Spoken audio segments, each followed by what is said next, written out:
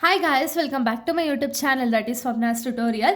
So ನೀವೇನೇ ನನ್ನ ಚಾನಲ್ಗೆ ಸಬ್ಸ್ಕ್ರೈಬ್ ಆಗಿಲ್ಲ ಅಂದರೆ ಪ್ಲೀಸ್ ಸಬ್ಸ್ಕ್ರೈಬ್ ಆಗಿ, ವೀಡಿಯೋಸ್ನ ಲೈಕ್ ಮಾಡಿ, ಶೇರ್ ಮಾಡಿ, ಹಾಗೆ ಕಮೆಂಟ್ ಮಾಡಿ. ಸೊ ಇವತ್ತು ನಾನು ಮಾಡ್ತಿರೋ ಸಬ್ಜೆಕ್ಟ್ ಯಾವುದು ಅಂದರೆ ಥರ್ಡ್ ಸೆಮ್ ಬಿಕಾಮ್ನ ಕನ್ನಡ ಇಂಪಾರ್ಟೆಂಟ್ ಕ್ವಶನ್ಸ್ನ ಎಕ್ಸ್ಪ್ಲೈನ್ ಮಾಡ್ತಾ ಹೋಗ್ತಿದ್ದೀನಿ. ಸೊ ಇದು ಬಂದುಬಿಟ್ಟು ಕಂಪ್ಲೀಟಾಗಿ exam point of view important questions ಆಗಿದೆ. ಸೊ ನಿಮಗೆ ನಾನು ಒಂದು ಸಜೆಷನ್ ಏನು ಅಂದರೆ, ಈ ಒಂದು 5 ಮಾರ್ಕ್ಸಿಗೆ ನಿಮ್ಗೆ ಏನಾದ್ರು ಕ್ವಶನ್ಸ್ ಕೇಳಿದ್ರು ಅಂದರೆ ನೀವು ಅಟ್ಲೀಸ್ಟ್ 1.5-2 ಪೇಜಸ್ವರೆಗೂ ಕವರ್ ಅಪ್ ಮಾಡ್ತಾ ಹೋಗಿ ಆ್ಯಂಡ್ ಅಂಡರ್ಲೈನಿಂಗ್ ಅನ್ನೋದನ್ನ ಮಾಡಿ, ಹಾಗೆ ಪ್ಯಾರಾವೈಸಲ್ಲಿ ಆನ್ಸರ್ ಅನ್ನೋದನ್ನ ಬರೀರಿ. ಕಂಪ್ಲೀಟಾಗಿ ಒಂದೇ ಸಮ ಬರೀತಾ ಹೋಗಬೇಡಿ. ಯಾಕೆ ಅಂದರೆ ಇವಾಗ ನಮಗೆ ಆದ್ರೂ ಒಂದೇ ಸಮ ಎಲ್ಲ ಕೊಟ್ಟರೆ ನಮ್ಗೆ ಓದೋಕ್ಕೆ ಮನ್ಸು ಬರಲ್ಲ ಅಲ್ವಾ. ಸೊ ಅದಕ್ಕೆ ನೀವು ಪಾಯಿಂಟ್ ವೈಸೋ ಅಥವಾ ಪ್ಯಾರಾವೈಸೋ ಬರ್ಕೊಂಡು ಹೋದರೆ ಅಲ್ಲೇನಾಗುತ್ತೆ ಅಂದರೆ ಓದೋರ್ಗೂ ಈಸಿ ಆಗುತ್ತೆ. ಹಾಗೆ ನೀವು ಏನು ಹೇಳಕ್ಕೆ ಹೋಗ್ತಿದ್ದೀರಾ ಅಥವಾ ಏನು ಬರೆಯೋಕ್ಕೆ ಹೋಗಿದ್ದೀರಲ್ಲ ಅದನ್ನು ಪ್ರಾಪರಾಗಿ ಅರ್ಥ ಮಾಡ್ಕೋಬೋದು. ಓಕೆನಾ. ಸೊ ಅದಕ್ಕೆ ನೀವು ಪ್ರಾಪರಾಗಿ ಬರಿತಾ ಹೋದಾಗ ಅಲ್ಲಿ ನಿಮಗೆ ಕ್ಲಾರಿಟಿ, ಅವ್ರಿಗೂ ಕ್ಲಾರಿಟಿ ಅನ್ನೋದಿರುತ್ತೆ, ಹಾಗೆ ನಿಮಗೂ ಕೂಡ ಪ್ರಾಪರಾಗಿ ಬರ್ದಿದ್ದೀನಿ ಅನ್ನೋ ಒಂದು ನಂಬಿಕೆ ಕೂಡ ಇರುತ್ತೆ. ಓಕೆನಾ. ಇಲ್ಲಿ ನೋಡೋಣ ಇವಾಗ ಇಂಪಾರ್ಟೆಂಟ್ ಕ್ವಶನ್ಸ್ ಅಂದರೆ 5 ಮಾರ್ಕ್ಸ್ ರಿಲೇಟೆಡ್ ಎಷ್ಟೆಲ್ಲ ಇಂಪಾರ್ಟೆಂಟ್ ಕ್ವಶನ್ಸ್ ಇದೆ ಅಂತ ಹೇಳಿ ನೋಡ್ತಾ ಹೋಗೋಣ. ಅರಿಶನ್ನನು ಗಾನರಾಣಿಯರಿಗೆ ಮುತ್ತಿನ ಸುತ್ತಿಗೆಯ ಮಹತ್ವವನ್ನು ತಿಳಿಸಿದ ಬಗೆಯನ್ನು ವಿವರಿಸಿ ಅಂತ ಇಲ್ಲಿ ಹೇಳಿದ್ದಾರೆ. ಅಂದರೆ ಕಂಪ್ಲೀಟಾಗಿ ಈ ಒಂದು ರಿಲೇಟೆಡ್ ನೀವು ಬರಿತಾ ಹೋಗಬೇಕು. ಯಾಕೆಂದರೆ ಇದು ಪೊಯಮ್ ಆಗಿರೋ ರೀಸನಿಂದ ನೀವು ಕಂಪ್ಲೀಟಾಗಿ ಫಸ್ಟಿಂದನೇ ತೊಗೊಳ್ಳಿ. ಓಕೆನಾ. ಸೊ ಫಸ್ಟಿಂದ ತೊಗೊಂಡು ಈ ಒಂದು ಆನ್ಸರ್ ಎಲ್ಲಿ ಬರುತ್ತಲ್ಲ ಅದನ್ನು ಕೂಡ ಪ್ರಾಪರಾಗಿ ಜಾಸ್ತಿನೇ ಎಕ್ಸ್ಪ್ಲೈನ್ ಮಾಡಿ ಬರೀರಿ. ಆ್ಯಂಡ್ ನಿಮಗೇನು ಅಂದರೆ ಇವಾಗ ಇಂಪಾರ್ಟೆಂಟ್ ಅಂತ ಇಲ್ಲಿ ಕ್ವಶನ್ಸ್ ಹೇಳಿರ್ಬೋದು, ಬಟ್ ಏನು ಅಂದರೆ ನೀವು ಯೂಶ್ವಲಿ ಏನು ಮಾಡಿ ಅಂದರೆ ನನ್ನ ಒಂದು ಯೂಟ್ಯೂಬ್ ಚಾನಲಲ್ಲಿ ಕಂಪ್ಲೀಟ್ ಲೆಸನ್ಸ್ ಆ್ಯಂಡ್ ಪೊಯಮ್ಸ್ನ ಅಪ್ಲೋಡ್ ಮಾಡಿದ್ದೀನಲ್ಲ, ಸೊ ಅದನ್ನು ಪ್ರಾಪರಾಗಿ ನೀವು ನೋಡಿ. ಓಕೆನಾ. ನೋಡಿದ್ಮೇಲೆ ನಿಮಗೇನು ಗೊತ್ತಾಗುತ್ತಲ್ವಾ ಅದನ್ನು ನೀವು ಪ್ರಾಪರಾಗಿ ಬರಿತಾ ಹೋಗಿ. ಯಾಕೆ ಅಂದರೆ ಇಲ್ಲಿ ನೀವು ಬಾಯೆಟ್ ಮಾಡ್ಕೊಂಡು ಹೋಗಿ ಬರೆಯೋವಂಥ ಅವಶ್ಯಕತೆ ಏನೂ ಇಲ್ಲ. ಓಕೆನಾ. ಸೊ ನೀವು ಇಲ್ಲಿ ಕನ್ನಡದಲ್ಲಿ ನೀವು ಏನು ಅರ್ಥ ಮಾಡ್ಕೊಂಡಿದ್ದೀರಲ್ಲ ಅದನ್ನು ಬರೆದ್ರೆ ಸಾಕು. ಸೊ ಆವಾಗ ನಿಮಗೆ ಪ್ರಾಪರಾಗಿ ನಿಮ್ಗೆ ಅರ್ಥ ಆಗೋ ಥರ ಪ್ರಾಪರಾಗಿ ಬರಿತಾ ಹೋಗಿ. ನೆಕ್ಸ್ಟು ಆಲುಶ್ರೇಷ್ಠ ಎನ್ನುವವರಿಗೆ ಮಡಿವಾಳಪ್ಪನವರ ಉತ್ತರವೇನು ಅಂತ ಇಲ್ಲಿ ಕೇಳಿದ್ದಾರೆ.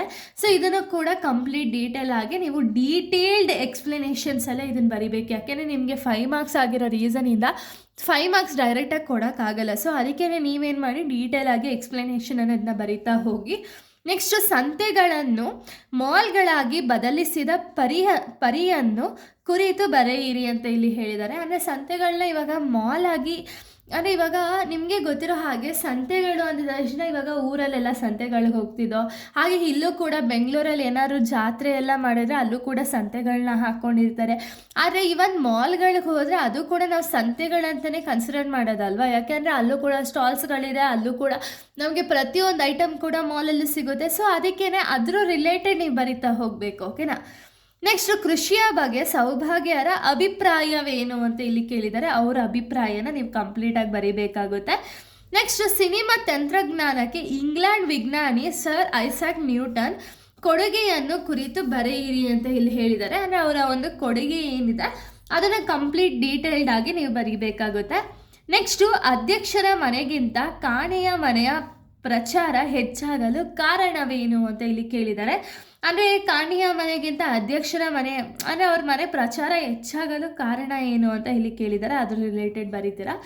ನೆಕ್ಸ್ಟು ವೃದ್ಧ ದಂಪತಿಗೆ ಆಗಮನದಿಂದ ಮೋನಿಕಾಳ ಆದ ಬದಲಾವಣೆಗಳನ್ನು ಕುರಿತು ತಿಳಿಸಿ ಅಂತ ಇಲ್ಲಿ ಹೇಳಿದ್ದಾರೆ. ಅಂದರೆ ಈ ಒಂದು ಆಗಮನ ಲೆಸನಲ್ಲಿ ಒಂದು ವೃದ್ಧ ದಂಪತಿಗಳು ಬಂದಮೇಲೆ ಮೋನಿಕಾಳ ಒಂದು ಬದಲಾವಣೆ ಏನಿದೆ, ಅವಳು ಫಸ್ಟು ಫಸ್ಟು ಎದೋಬೇಕಾದ್ರೆ ತುಂಬ ಲೇಟಾಗಿ ಎದೋಳೋದಾಗಿರ್ಬೋದು, ಅಷ್ಟು ಅವಳು ಆ್ಯಕ್ಟಿವ್ ಇಲ್ಲದೆ ಇರೋದಾಗಿರ್ಬೋದು ಇದ್ಲಲ್ಲ. ಅದಾದಮೇಲೆ ಈ ವೃದ್ಧ ದಂಪತಿಗಳು ಬಂದಮೇಲೆ ಅವಳು ಕಂಪ್ಲೀಟಾಗಿ ಹೈಪರ್ ಆ್ಯಕ್ಟಿವ್ ಆಗಿ ಹೋಗ್ತಾಳಲ್ಲ.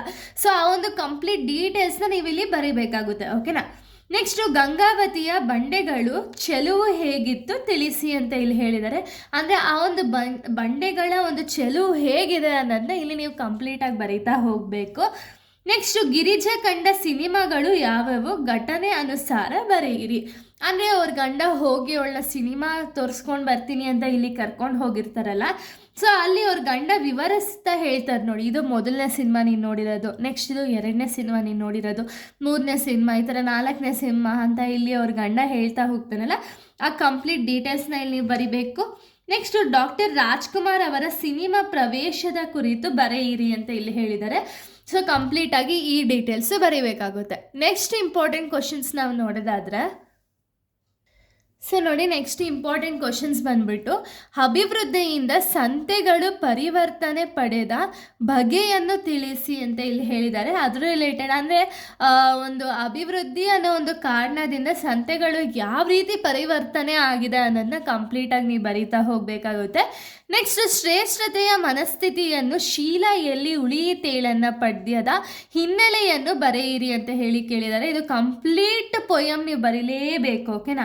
ಸೊ ಕಂಪ್ಲೀಟ್ ಪೊಯಮ್ನ ನೀವು ಇಲ್ಲಿ ಬರೀತೀರಾ. ನೆಕ್ಸ್ಟು, ಗಂಗಾವತಿಯ ಬಯಲು ಕಲ್ಲುಗಳು ಚೆಲುವು ಹೇಗಿತ್ತು ತಿಳಿಸಿ. ಇದು ತುಂಬ ಸತಿ ರಿಪೀಟ್ ಆಗಿದೆ, ಓಕೆನಾ. ಈ ಒಂದು ಕ್ವಶನ್ ತುಂಬ ರಿಪೀಟ್ ಆಗಿದೆ. ಸೊ ಅದಕ್ಕೆ ಈ ಒಂದು ಗಂಗಾವತಿಯ ಬಯಲು ಕಲ್ಲುಗಳ ಚೆಲುವು ಹೇಗಿತ್ತು ಅನ್ನೋದನ್ನ ವಿವರಿಸಿ ಅಥವಾ ತಿಳಿಸಿ ಅಂತ ಇಲ್ಲಿ ಹೇಳಿದ್ದಾರೆ. ಅದು ಕೂಡ ಕಂಪ್ಲೀಟ್ ಡೀಟೇಲ್ಡಾಗಿ ಬರಿತಾ ಹೋಗ್ತೀರಾ, ಓಕೆನಾ. ಸೊ ಇಲ್ಲಿಗೆ ಒಂದು 5 ಮಾರ್ಕ್ಸ್ ತುಂಬ ಇಂಪಾರ್ಟೆಂಟ್ ಕ್ವಶನ್ಸ್ ಅನ್ನೋದು ಕಂಪ್ಲೀಟ್ ಆಗಿದೆ. ಅಂದರೆ ಇದು ಎಕ್ಸಾಮ್ ಪಾಯಿಂಟ್ ಆಫ್ ವ್ಯೂ ತುಂಬ ಇಂಪಾರ್ಟೆಂಟು. ಅಂದರೆ ನಾವು ಇಲ್ಲಿ ಪ್ರಿಡಿಕ್ಟ್ ಮಾಡೋಕ್ಕಾಗಲ್ಲ ಇದೇ ಕ್ವಶನ್ ಬರುತ್ತೆ, ಇದೇ ಕ್ವಶನ್ ಓದ್ಕೋಬೇಕು ಅಂತ. ಬಟ್ ನನ್ನ ಒಂದು ಸಜೆಷನ್ ಏನು ಅಂದರೆ, ನೀವು ಕಂಪ್ಲೀಟ್ ನಾನು ಎಷ್ಟು ಅಪ್ಲೋಡ್ ಮಾಡಿದ್ದೇನಲ್ಲ ವೀಡಿಯೋಸು, ಅಷ್ಟು ಕೂಡ ಕಂಪ್ಲೀಟಾಗಿ ನೋಡಿಕೊಂಡು ಅರ್ಥ ಮಾಡ್ಕೊಂಡು ಹೋಗಿ, ಕ್ವಶನ್ಸ್ ಯಾವುದೇ ಒಂದು ಆ ಲೆಸನ್ ರಿಲೇಟೆಡ್ ಬಂದರೂ ಕೂಡ ನೀವು ಓನಾಗಿ ಆನ್ಸರ್ ಮಾಡೋಕ್ಕಾಗುತ್ತೆ, ಓಕೆನಾ. ಅದಕ್ಕೆ ಕಂಪ್ಲೀಟಾಗಿ ನೋಡ್ಕೊಂಡು ಹೋಗಿರಿ. ಇಲ್ಲಿಗೆ ಒಂದು ವಿಡಿಯೋ ಅನ್ನೋದು ಕಂಪ್ಲೀಟ್ ಆಗುತ್ತೆ. ನೆಕ್ಸ್ಟ್ ವಿಡಿಯೋದಲ್ಲಿ ನಾನು 10 ಮಾರ್ಕ್ಸ್ ಇಂಪಾರ್ಟೆಂಟ್ ಕ್ವಶನ್ಸ್ನ ಅಪ್ಲೋಡ್ ಮಾಡ್ತೀನಿ. So thank you guys, thanks for watching.